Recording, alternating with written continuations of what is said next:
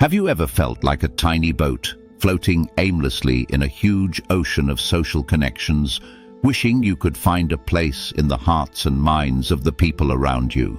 In today's world, where we're constantly connected online and thousands of voices are competing for attention, it's easy to feel lost, invisible, and unappreciated.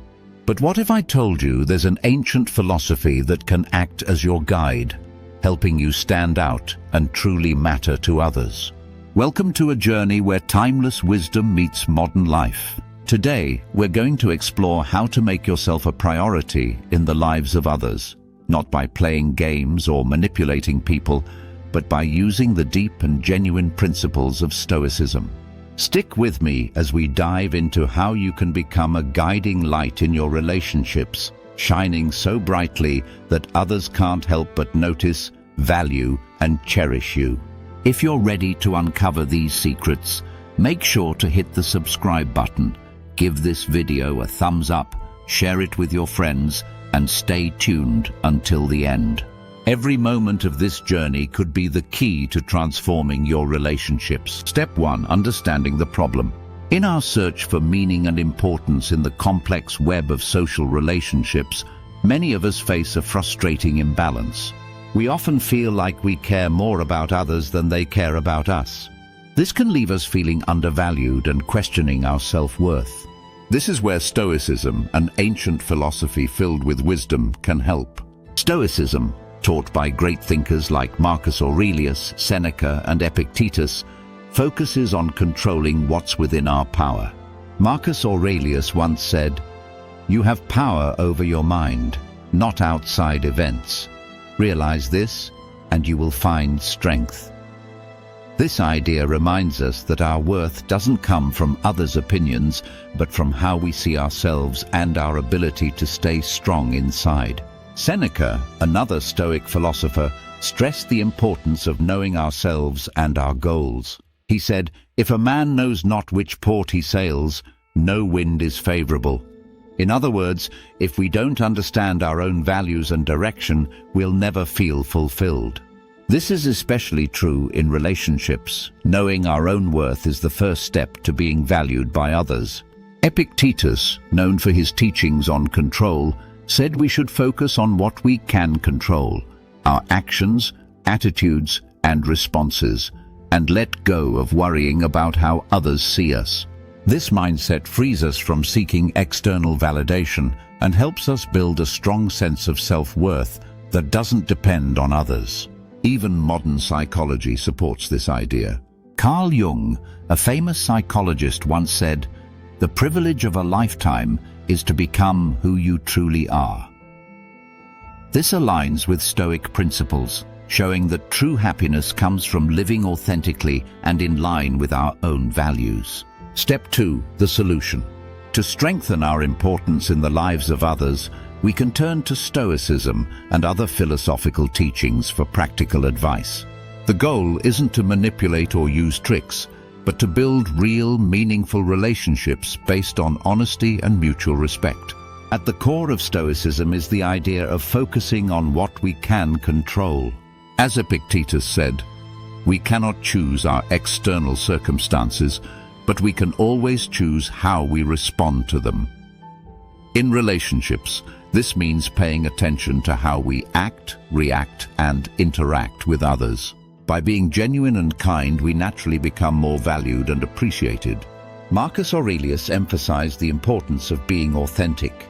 He said, "Waste no more time arguing about what a good man should be. Be one." This means living by the virtues we admire, like honesty, kindness, and integrity. So we attract people who value those qualities. Seneca also reminded us that life is short and should be lived well. He said, "If well lived, life is long enough." This encourages us to be fully present in our relationships, showing others that they matter to us. When we give our time and attention sincerely, it deepens our connections. Aristotle, another great philosopher, talked about eudaimonia, a life of flourishing and happiness. He believed that true fulfillment comes from living virtuously and engaging in meaningful relationships. By treating others with respect and honesty, we create bonds that enrich both our lives and theirs. Carl Jung added to this by saying that when two people connect authentically, both are transformed. He said, "The meeting of two personalities is like the contact of two chemical substances. If there is any reaction, both are transformed." This means that real relationships change us for the better, helping us grow and become more self-aware. Step 3. Applying Stoic principles. Stoicism teaches us to value ourselves and build relationships based on mutual respect. Marcus Aurelius believed that our self-worth comes from within, not from others. He said, "The value of a man is measured by the value he places on himself." This means we shouldn't rely on others to define our worth. We must recognize it ourselves. Seneca advised us to surround ourselves with people who help us grow. He said, "Associate with people who are likely to improve you." This means choosing relationships that are uplifting and supportive, rather than ones that make us feel small or unimportant. Epictetus reminded us that we can't control how others treat us, but we can control how we respond. He said, "We cannot choose our external circumstances, but we can always choose how we respond to them." This is especially important in relationships. We can't force others to value us, but we can choose to value ourselves and act with dignity. Aristotle's concept of the golden mean, finding balance in life, also applies here. In relationships, this means balancing our own needs with the needs of others. Carl Jung's idea of individuation, becoming our true selves, further supports this, showing that self-awareness leads to healthier, more fulfilling connections.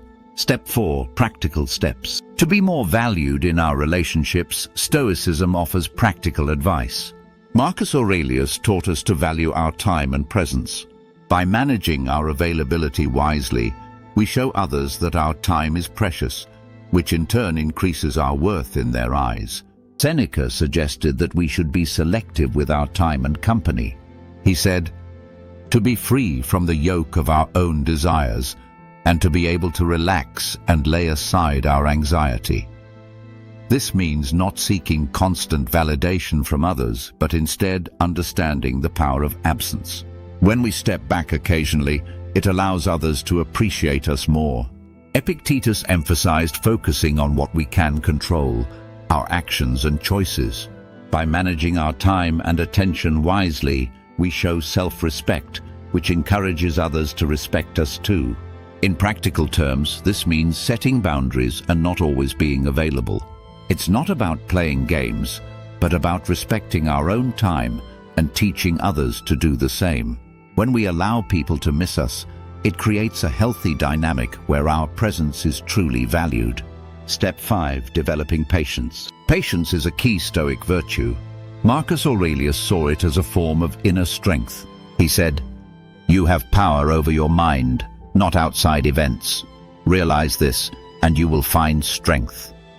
Patience isn't about waiting passively. It's about staying calm and resilient, no matter what happens.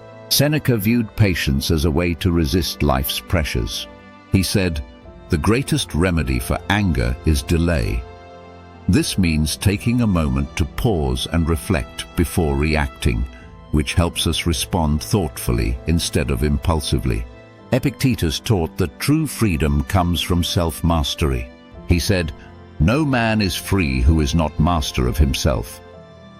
Patience is a part of this self-mastery. It's about controlling our reactions and staying composed, even in difficult situations. In modern terms, patience means staying calm in a fast-paced world. It makes us more attractive to others because it shows confidence and stability. People are drawn to those who can handle challenges with grace. Step 6. Prioritizing yourself. Stoicism teaches us that prioritizing ourselves isn't selfish, it's necessary. Marcus Aurelius said, "If you do not have respect for yourself, no one else will." When we value our own time and energy, others learn to value us too. Seneca reminded us that life is short and should be lived well. He said, "We are not given a short life, but we make it short by wasting it." By saying no when necessary, we protect our time and focus on what truly matters. Epictetus emphasized controlling our actions and choices. He said, "It's not what happens to you, but how you react to it that matters." When we choose to prioritize ourselves, we take control of our lives and set the standard for how others should treat us. Carl Jung's concept of individuation, becoming our true selves, supports this idea. By understanding and valuing ourselves, we build stronger, more authentic relationships. Aristotle's golden mean also applies here. Balancing our own needs with the needs of others leads to healthier, more fulfilling relationships. Step 7. Managing time wisely. Seneca taught that time is our most precious resource. He said, "It is not that we have a short time to live, but that we waste a lot of it."